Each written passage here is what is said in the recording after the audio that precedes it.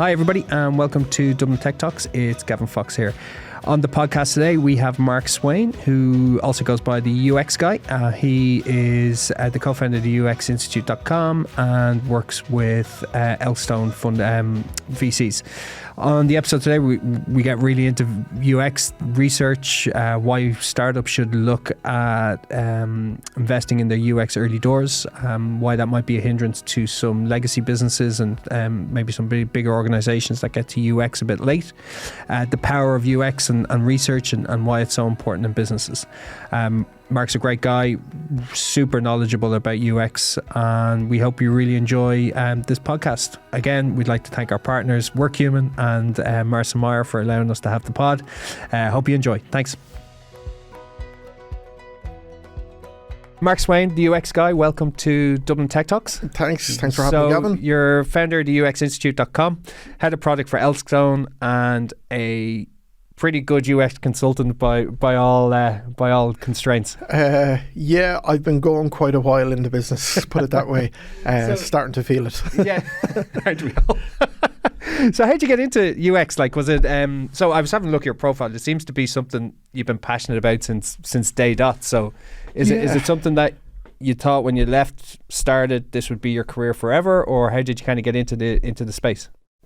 Geez, I've done so much in the past. So how will I build it up quickly? I got into UX in the early days in website design, back as far as leaving college back then when Flash was actually a thing. Good old HTML. And after that, good old HTML and Dreamweaver and all that stuff. And post that, working with web design agencies in my very early career, doing lots of big projects, actually. Consulting projects for the likes of Diageo, Pernod Ricard. They were bringing me in to build big interactive experiences for their brands across Europe and different. I had some amazing projects and jobs given I was such a junior, but I was so passionate about it. And I was so deep in design. I come from probably quite a creative background. I play a lot of guitar, grew up on guitar and art and design and all that stuff. I was naturally going to segue into either music college or design college. It was one or the other. I got into London School of Music to do guitar and singing. I chose to take the design route. There might be a safer career. There's no career in music. So I picked that and moved on and went to college, design college, went out of that, started in web agencies, worked my way up. When we get to the launch of the iPhone, 2007-8 time, started up to then, been building and designing a gazillion websites from a UX, trying to drive research in UX with brands like Fuji and even Lily O'Brien's chocolates at the time, maybe, right back then when they were was there demand for it then, or was it just something that you There was felt? Demand and understanding for good UI and clean design. There was not demand for customer-driven research to drive experiences. No. That was an education piece that I, over time, started to hammer in home. The more I got better and educated at it and querying why I was designing what I'm designing. Who have we spoken to? Is this even correct? What the hell am I doing? So up until then, iPhone time, started into loads of native apps, iOS, Android, all that stuff, kicked off design and built a gazillion of those as I went on through the years. Got really bored in Ireland, to be honest, in terms of opportunities. SaaS companies weren't bubbling up at that time, right? It was only 2012, 13 onwards. So myself and my wife headed off to Toronto and worked over there with some of the grandfather banks, worked with startups, developing new products. I was designing and building out Microsoft tablet and phone banking apps for RBC Bank, leading projects like that. 26% of the Canadian population were on Windows devices. I was trying to make some of the key workflows for the likes of Interac, who are the main money transfer platform that sit under the top 5 grandfather banks, conform to a BlackBerry 320 by 240 screen with a trackball. Back then, Canadians still trying to send money on a BlackBerry, figuring out tons of experiences. Toronto was amazing for the business experience. Traveled all around the US, New York, working in Houston, San Fran, Chicago was amazing for a few years. On purpose, got international experience, broadened the mind, hugely important. Came back to Ireland. I'm only back from San Francisco a week. The difference in the buzz over there, it's incredible. Even though it's half empty. We were at a SaaStar conference and it was just everybody is so passionate about what they do. What they're doing and what... Everybody talked about being customer obsessed.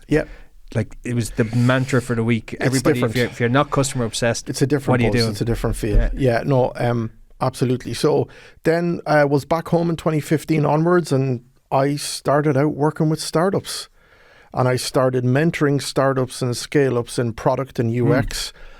And it just organically grew and bubbled up from there without any real effort my side. I was suddenly intertwined with multiple startups. I'm still involved with startups that I started partnering with back in 2015-16, and we're still figuring out client experiences and user experiences in their SaaS platforms that have scaled, got funding and grown, and they're still trying to figure stuff out. They're still trying to embed design deeper, UX research deeper to drive experiences and scale, because today UX is one of the key differentiators in selecting what platform a client is going to spend money on. Another subscription to the bell for the CFO, more money to spend on more platforms. My team needs it. There's 5 of them out there doing the same thing. SaaS is saturated, right? Verticals are just destroyed with optionality, right? So all doing the same thing, same dashboard, same everything. It's gotten extremely boring. But at the same time, good designs become easier for platforms to scale up that way and get good. But still, startup teams don't get starting out with design at the start, at the table, is the right way forward to avoid the pain later. Which has been verbatim my business has been built on the pain of startups not realizing design, because that's where all my project and consulting work has come from since 2015 right up to the past few years. It's interesting you say that, because hearing that, I'd always say the opposite of, like, startups are always going to be great at the design aspect and thinking of the customer first. No. While you're saying it's just get MVP out and then figure out the design aspects after. Yeah, and sometimes, that's okay. I can be biased, of course, coming from a UX lens, research lens, and design lens, of course. But even if the considerations are bled in better at the start, at the table, with, it's typically technical founders, fine, amazing, get involved, but they're not always design-led or UX or CX-led in terms of end-to-end journeys and how it's going to play out. And some of these startups I've mentored and worked with for over the past good few years have never done even one single bit of usability testing on a screen. And I'm hammering this communication at them the whole time. Get the workflows right at the start, avoid the scalability pains later, yada, yada, yada. So we'll get into this right now. So if you were sitting, I'm thinking of a new product, what should I be going for? Design first mentality? Because I hear that a lot, and you go, it's that customer obsessed, be design focused. What is? Well, whatever problem they're trying to solve or build on. Look, there's probably already 5 platforms doing it to some degree, to some level, and they're coming at a different angle. They got to figure out that angle. It's easy to get lost in the trenches in research. If you're going to if a founder's going to develop a partner program, I'm going to work with 5, 7 of these customer types. I'm going to buddy up with them. They're going to build my platform for me, which is how it should be. It's easy to get lost in there and get stuck in bias and approaches in terms of large scale corporates right down to mid-size in terms of who's going to drive direction of the experience of the platform, the problem that's been solved that they need. Okay, but in there, regardless of the priority list that falls out of that research, if there's 10 key points, for MVP, typically you're going to focus on 3 or 4 of them that we know are the right ones outcome-wise to scale and to further the product, so is that what we're doing right now is not throwaway, we can build off it. But in there comes design, where design isn't always considered, the UX is not considered. It has become so easy today, much quicker and easier for startups to scale off their design, but they're not doing it.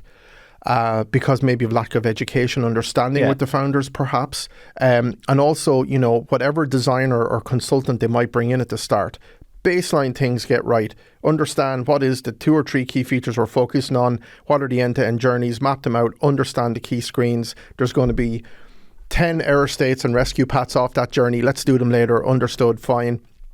But in there, in the nest is getting some of those key journeys right. Look, if a dashboard's been designed, it's done a million times at this stage in SaaS.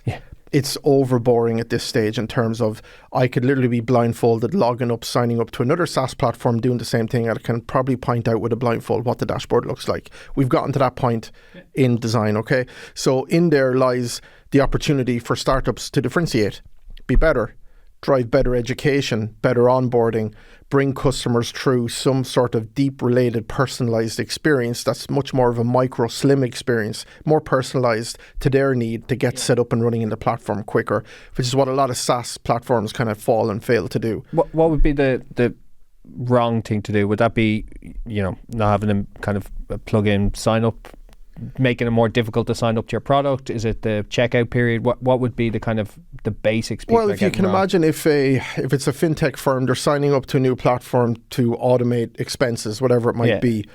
They want a workflow presented to them immediately for their exact need, which is, I need to upload a spreadsheet with a load of data. I need to see it in the UI, and I need to click a button to automate it or send it through to wherever it needs to go to for the overall account, just as an example.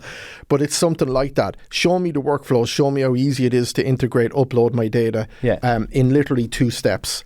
And that's it. The speed, people don't have time, etc., yada, yada. They're doing a million other things in their jobs. And that's how personalized and slim the experiences need to get down to for actual personas coming into SaaS, new platforms. As I said, platforms are everywhere. We can do a search in Google and find 5 alternatives and we can try them out.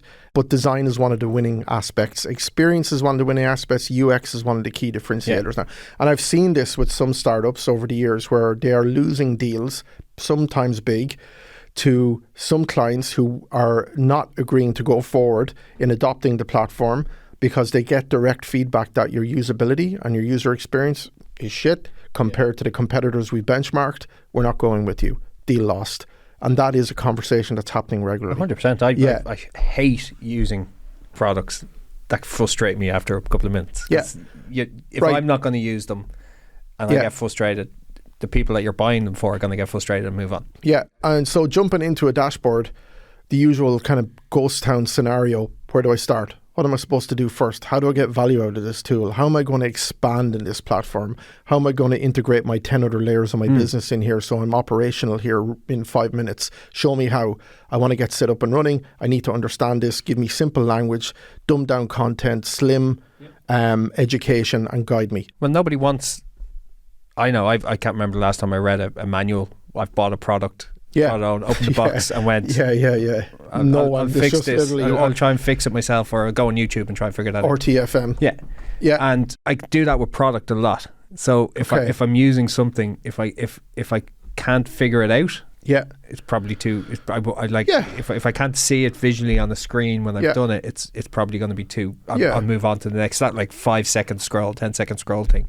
So we educate ourselves a lot more. So I'm guessing that is driving that user dashboard experience, but also people understanding who their customers are in that as well. In the background, if it's split out, from enterprise Eddie down to self-serve Susan, enterprise is a bigger solution. Which needs way more hold-handing, salespeople involved, probably bigger architecture or implementation involved to get it up and running in the org. Totally understand that, but it should be a well-educated and well-communicated experience, so as that you're not jumping into some of the, I won't name brands, but bigger brand platforms you're jumping in where support comes back 2 weeks later and you're sitting there, I can't get my fucking org started here. What's the deal? How do I even get started? Which is unfortunately still quite a common experience. And is that, you look at the big tech, not big tech, but legacy businesses, we'll take banks as your atypical want to try and make a good customer experience. Sure. So some of them do it okay. Some of the challenger banks probably do it a lot better. Sure. And their apps are a lot better and stuff. And we'll look at, the 2 in Ireland versus, say Revolut or N24, whatever. And what is it a legacy restriction, would you say on bigger organizations versus these startups? Completely. Or is it just a capability thing, would you say? It's all of that combined. If I look at some of my experience with some of the Northern American banks, how they tend and have tried to do it, and sometimes if I look at Waterloo, TD Bank have an innovation lab out there where an innovation team of product people like me and developers and whoever else sit out trying to invent the future and drip feed back in concepts ideation to headquarters in Toronto City, if you want to use that as an example, whereby, hey, we think this can work, let's drip feed this into the roadmap.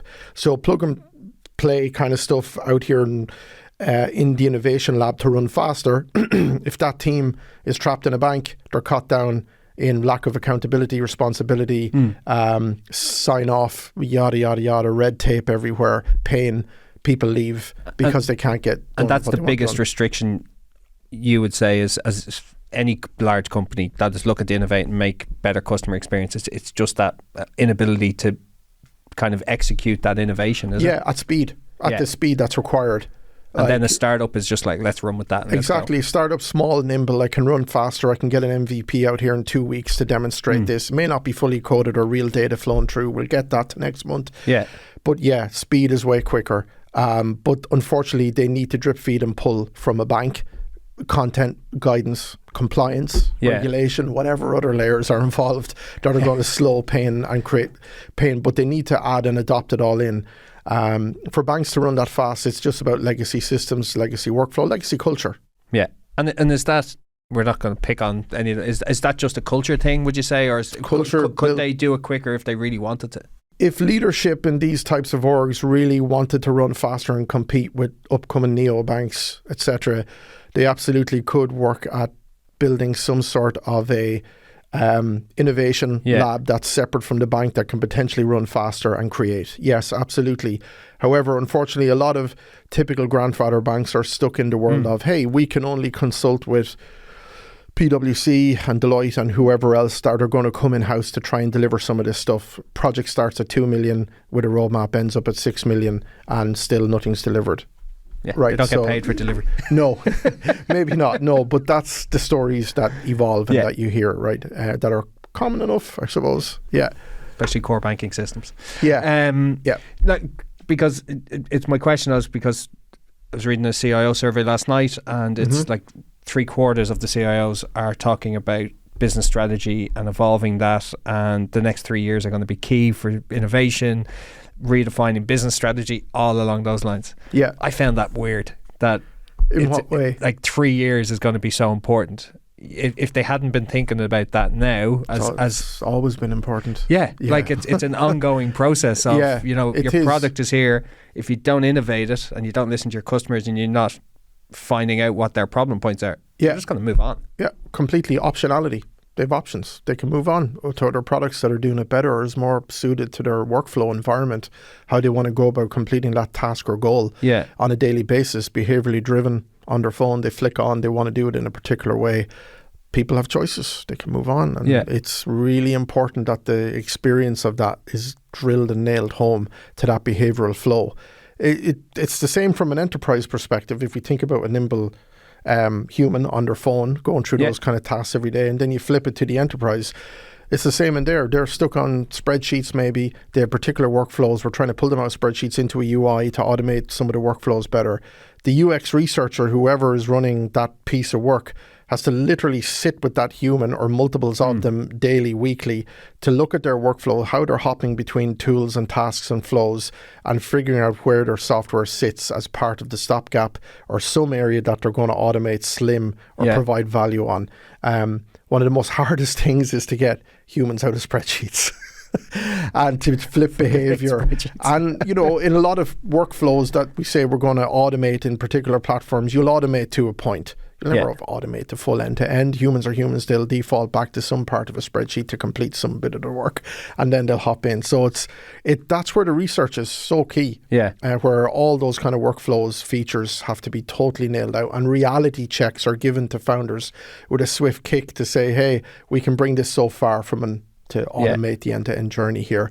The final 20%, we're just not going to get away from it, or a different solution or add-on is needed, and we need to think about it much more deeply. And is that why there's such an adoption of startup type culture in, say, the businesses you've worked in the innovation centres you've worked? Yeah. Like the companies that are coming through with innovative products, is that the real driver why people adopt them? That nimblism, that ability to do things quicker. They're listening to their customers. They're looking at being product first. Absolutely. And whereas customers now living in that world, and that's what we want to buy. Yeah, it's research first.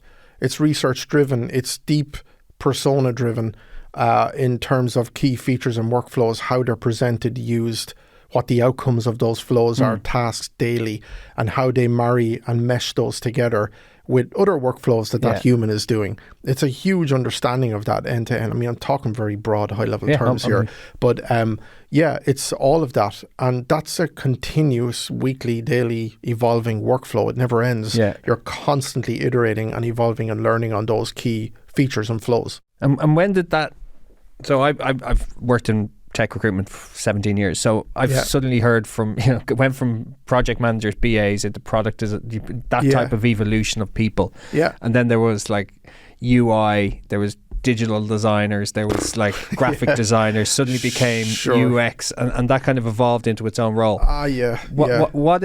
When did you start seeing that evolution, say in Ireland? Because you were obviously traveling when from 2015, like in mainstream. When did the customer, that UX demand really come into it? I remember probably one of the first times where UX, or will I even put it as wireframing, was considered to be needed or required from a leadership type individual, was back around 2008-9 when I started into some of that. I was trying to push it, of course, as a research flow and workflow to people who didn't even understand what user experience was. That's okay. Yeah. Everyone was being educated and learning as they went along. When it really became mainstream, probably 2012-13, when UX became a role. But unfortunately, the acronyms grew and around the role types and understanding of what the role is, and responsibilities of the role and where it starts, stops. Still quite muddled today, probably in a lot of different orgs in different ways. Still quite young then, really. It's only like 10 years old, 9 years old. It is quite young, but it's also starting to peter out a little bit too. So kind of like if we look at the kind of curve around it, around that time, it was understood that a UX designer was going to design screens. Maybe with some research. My definition of a UX person is not a designer. UX people are not designers. They're researchers. Yeah. They bring concepts and ideation, and they explore those with partner customers to a great depth until they figure out a solution to the problem and whether this feature or piece of software should exist or die. Do we go ahead or not? Are we really solving a problem? Is there monetization here? Yeah. Can it scale? Can it allow these type of enterprise customer type scale and grow? This is, it's either going to be a beast and we need to build it, or we kill it and move on. Because we validated that the proposition is not full. It's not going to scale the way we foresee, right? Yeah. So that's what UX research is. It's researching those journeys, features, flows, how they should function and live and exist within a piece of software or not. It's not about how pretty they look. It's not about the design system yet. It's not about any of those aspects. It's pure research driven. That's done through usability testing, quick mock-ups. It's running through multiple layers of workshop types with customer partners and trying to figure out how some of these experiences should flow. Last thing before you go.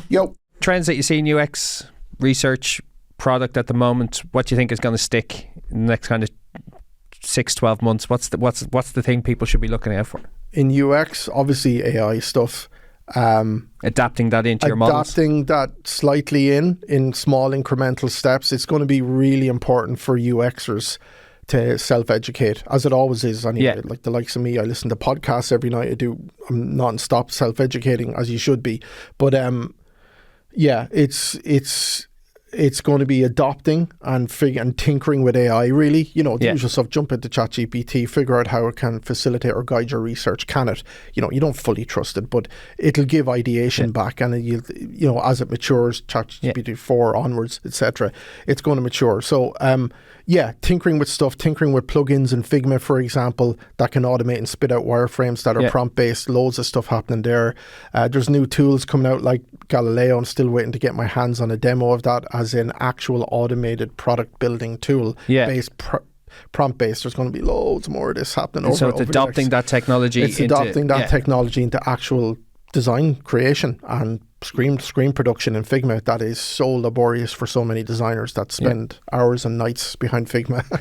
But that's all coming slowly. It'll be slowly. It's not like the UX role is going to completely diminish parts of the design product design role. It's going to be incrementally supporting the role in small slivers where it's actually useful.